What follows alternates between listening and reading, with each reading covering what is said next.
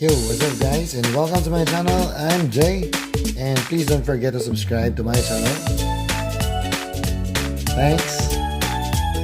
For today, what we're to have is a discussion about the music of the 20th century.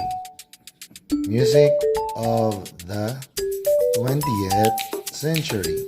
So when we say music of the 20th century, we're referring to the time period from the 1900s up to 1999. But basically, we'll talk about the music that started in the early part of the 20th century.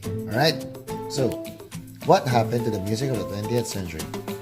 Okay, the music of the 20th century started as a continuation of what happened in your Western music with classical, romantic, and so on. Now, in the 20th century, it has a close relation to what happened in the arts of the 20th century.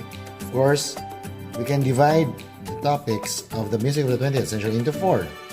First, we have Impressionism. The next one is Expressionism. The third, we have the electronic music. And the last is Chance music. So these are the four main topics or subtopics of the music of the 20th century. Let's start with the first one, the Impressionism. Impressionism, just like in music, or it's like in art, wherein the art is somehow blurred. Like in an example of artwork is Claude Monet's Impression Sunrise, wherein the edges are not clear, the image is not clear, and that's the effect of Impressionism. So how can we make blurred music?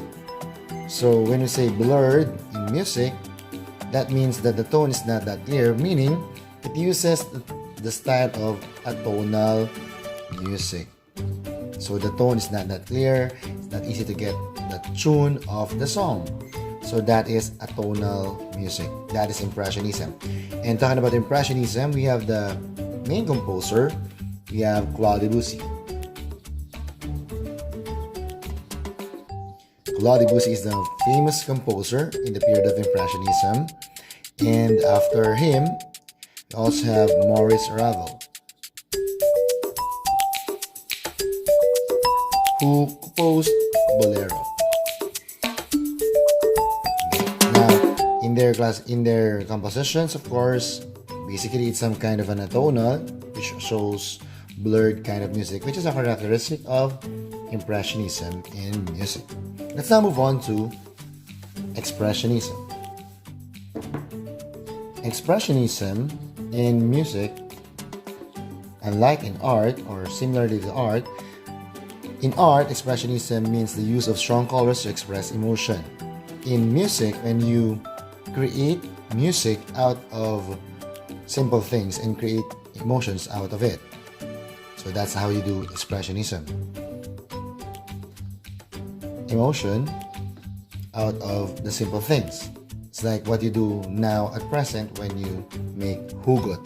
Now, an example of a composition that was made in the Expressionism time is the one created by Felix Mendelssohn.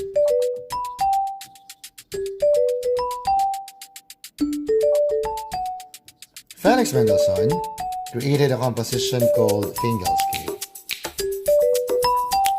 Fingal's Cave is a composition wherein Felix Mendelssohn was able to create when he was just walking on the seashore. He was walking on the seashore and then he saw a cave which is called the Fingal's Cave, where he went inside the cave and listened to the sea waves getting in and out of the cave. Out of that sea waves, he was inspired by it and was able to create music out of that inspiration. That's what we call Expressionism, being able to get emotion out of the simple things. He called it Fingal's Cave, and because of the sea waves in and out, that's how the music sounded like. So that is Expressionism. Another famous composer in the period of Expressionism is Arnold Schoenberg.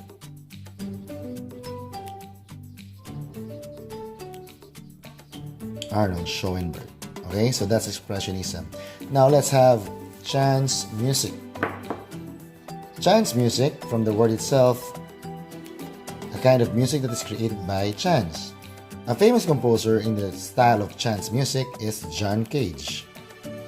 John Cage, one of his compositions is called 433, which is created by chance. So how was he able to make a music out of chance and create 433? He randomly placed rests in the musical sheet, thus creating a composition that lasted for about 4 minutes and 33 seconds. So since he used only rests, what do you expect? Yes, complete silence, but of exact silence, 4 and 33. So that is John Cage. Chance music doesn't always need to be silent.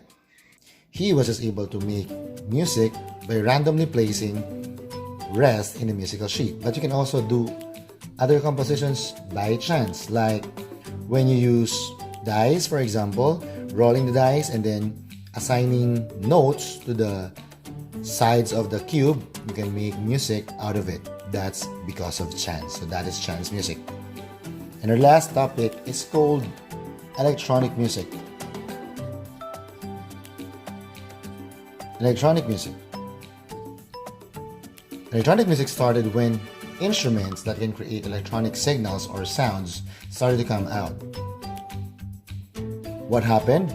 Of course, there's a revolution of the kind of music that was created. A different sound, a different kind of music that can only be produced out of those instruments. That is electronic music. We have several apps that can be installed in your computer or even your mobile phone. Electronic music are applied now, such as creating EDM or electronic dance music, or techno music, which are used in creating dance music or house music. Electronic music is still used nowadays. It's very evident in the kind of music that we have now. Another topic that we can include in this is canon. Canon was made by the traditional musicians because of the rise of the electronic music. They were thinking of what they can do something in reaction to electronic music. So they were able to have a canon. So canon is just like a round song wherein you sing a song with your friends, but you do not start at the same time with different intervals. So just like row, row your boat, you can do that in a round song wherein one group starts early, and when this group is in the middle, the next group will play the song or sing the song, and then the third group will sing the song when this group is already on the middle part of the song. That's round song. So when you do the canon, it is done by playing a song instead of just singing it, because we are talking of musicians. They will play a song not at the same time, but they will be playing the same song. So that's canon as a response to electronic music. Alright, so once again, that's the 20th century music, or the music of the 20th century. Once again, I'm Jay. Please don't forget to subscribe to my channel. Thank you, and good luck to your exam.